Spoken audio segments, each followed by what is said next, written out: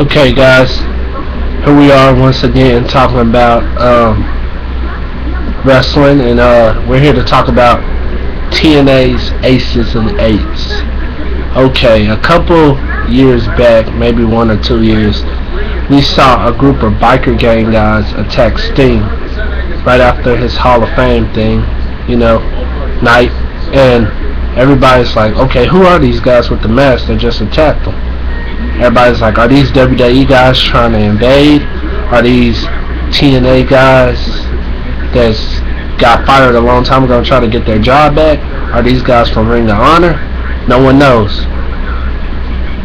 But what everybody do know is that these guys just attacked Sting, and there's a good chance they're going to be back. So each week, everybody's, just like me, was tuned up trying to figure out who these guys are. And so each week, they're laying out TNA guys. They attack guys, like we said, Sting. Then they start attacking guys like AJ Styles, Kurt Angle, Samoa Joe, The Pope, who, once he got attacked, we haven't seen him since. And so these guys, we also see them pull up in motorcycles on choppers like a real biker gang. And so everybody's like, who are these guys? So then, Devon, his contract expires. So Devon leaves, and so we have like this tag match. 2 members of Aces and Eights versus Bully Ray and Sting. And it ends with the guy in all black showing up and helping Aces and Eights win. The mask comes off, and we find out it's Devon. And everybody's like, wait a minute, Devon's in Aces and Eights. Could he be the leader? Was he the one behind this the whole time? While some other people like, wait, maybe it's Eric Bischoff or, Jeff Jarrett. Or some people still thought maybe Vince McMahon himself. So, or even Hogan.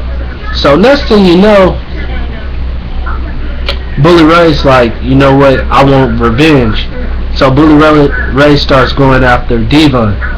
And over the several weeks later, we start finding out who these guys are. One guy gets his mask removed by Joseph Parks, and we find out it's Doc, a.k.a., Luke Gallows from the WWE, the guy who used to come out with CM Punk. And so then, later, Bully Ray has a wedding, which we find out that he's trying to marry Brooke Hogan, and we find out that Taz is part of the Aces and Eights, and the Aces and Eights messed up the whole wedding. And then later on, we find out that Mike Knox is part of the Aces and Eights, who also was in the WWE. Then we find out that 2 other members are no other than Wes Briscoe and Gary Bischoff, Eric Bischoff's son, 2 guys that were being mentored by Kurt Angle. We find out that they were part of the Aces and Eights as well. And so then we find out who the last guy is, the VP, the main guy, and we find out that it's D'Lo Brown. That's right, D'Lo Brown. And so then, we all know who they are. And while that's going on the other end, we got Bully Ray, who ends up earning Hulk Hogan's trust and gets a title shot against Jeff Hardy at Lockdown. And in the match, he's about to, we don't know who's about to win. It's a back and forth match. Next thing you know, the Aces and Eights show up, and they all get inside the cage, and Bully and Jeff Hardy standing back to back, waiting. And so, before they can start brawling with Aces and Eights, Devon reaches in his cut and pulls out a hammer, and he throws it to Bully Ray, and Bully Ray catches the hammer and clocks Jeff Hardy in the back of the head. And so then we find out that Bully Ray was part of the Aces and Eights, and he also is the new TNA Heavyweight Champion. And later on that week on Impact, we find out that he is the vice president. He is the boss. He the president of Aces and Eights. That he was the man behind it all. And so then we also see them debut a new Aces and Eights theme song music, which I thought was awesome. and better than the current thing they have now. So the Aces and Eights fully assembled. We know who everybody is now. And so later that night, they dominate once again by laying out the whole TNA locker room in the ring and leaving Hulk Hogan speechless. So then, maybe a couple weeks later, we find out we have D'Lo, who's having problems in matches. So he decides to have a match against Kurt Angle, and he puts his cut on the line, and he loses the match, which then D'Lo Brown is kicked out of TNA Wrestling, and not just kicked out, he's fired from TNA Wrestling. So next thing you know, we don't have a vice president. So they give the vice president job to either Anderson or Doc, and they have a vote in, and Anderson becomes the new VP, which Doc doesn't like.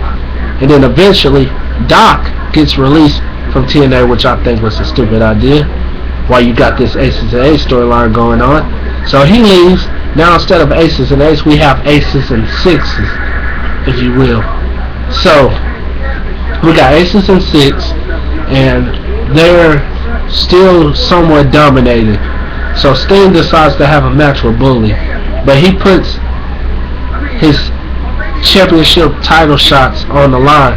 So if Sting loses, he can't get another shot at the TNA title as long as he in TNA Wrestling. So Sting has his match, and he loses thanks to the help of the rest of the Aces and Eights members, and the whole TNA locker room doesn't come out.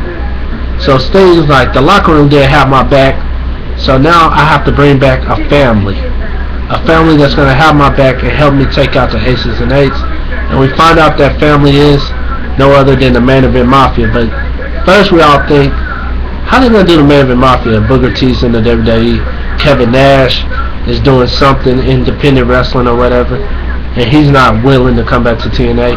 And Scott Steiner's having problems with TNA. They can't bring back the old Main Event Mafia. Well, Sting says he's going to bring back a new Main Event Mafia, which we're thinking, okay, but the whole time everybody's thinking, including myself, they gotta have Kurt Angle in this. If Kurt Angle's not in this can't be the Main Event Mafia without Kurt Angle. So Kurt Angle joins, and then we find out Samoa Joe joins, who also was part of the Aces of the Main Event Mafia back in the day.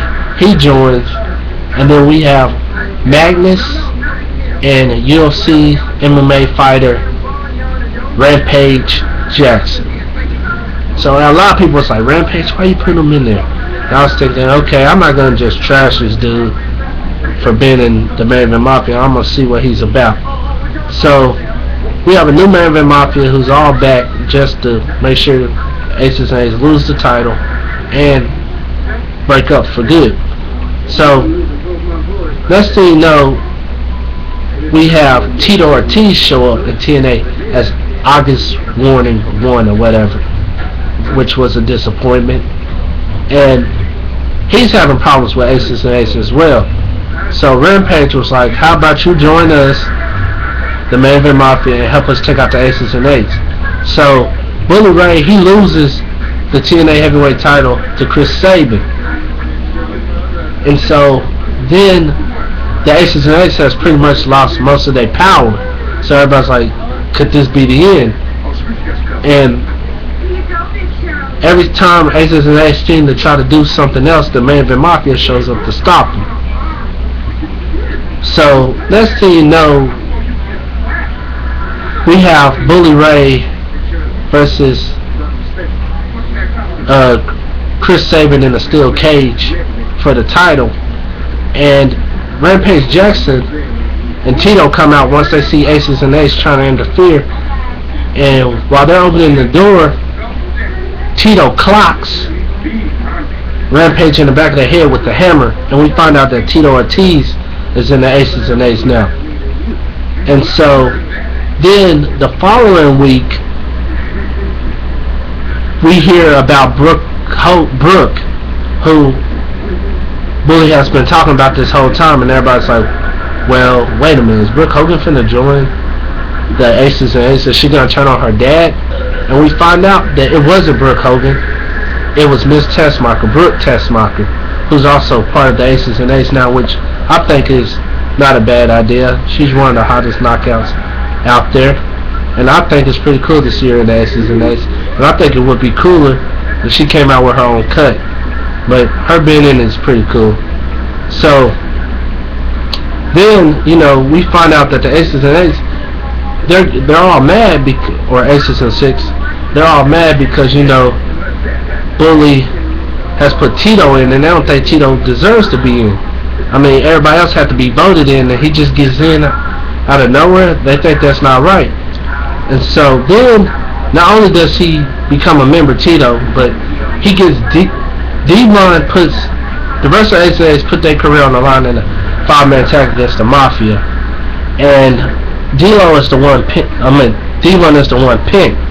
and he loses the TNA contract that he has. He loses his contract. He loses his cut. He's fired. Some people say due to his contract expired, so I guess whatever. So he loses his cut, and now freaking Tito Ortiz is wearing D'Lo's cut, and the rest of the Aces and Eights doesn't like that, or Aces and Six. They don't like that, and now he's the new sergeant at arms, and everybody thinks he doesn't deserve it.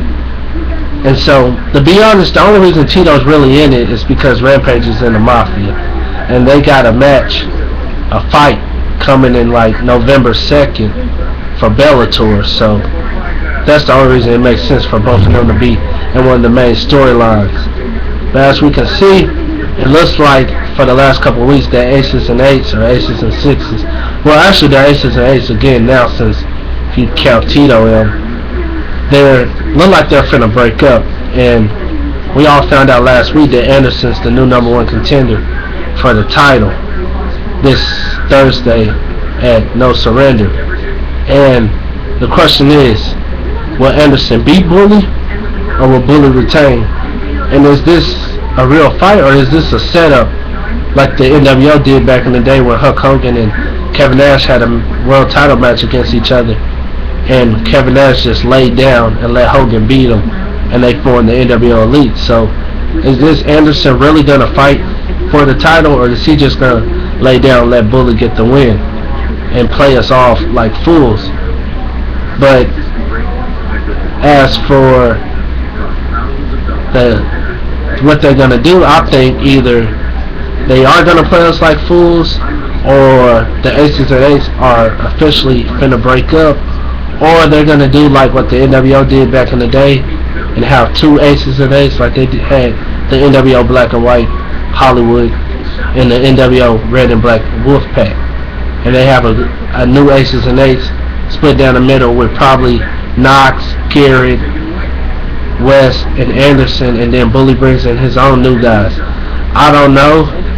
We have to wait to see what's going to happen. So will this be the end of Aces and Eights? Or will these guys play us all like fools and go one more year? We have to see. We'll find out this Thursday. No Surrender.